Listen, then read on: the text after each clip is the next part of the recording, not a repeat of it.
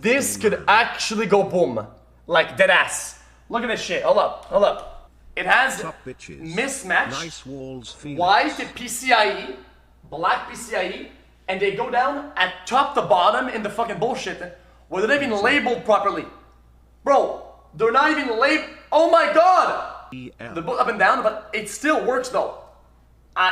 It still works though. Also, look at this shit. Look at the SSD.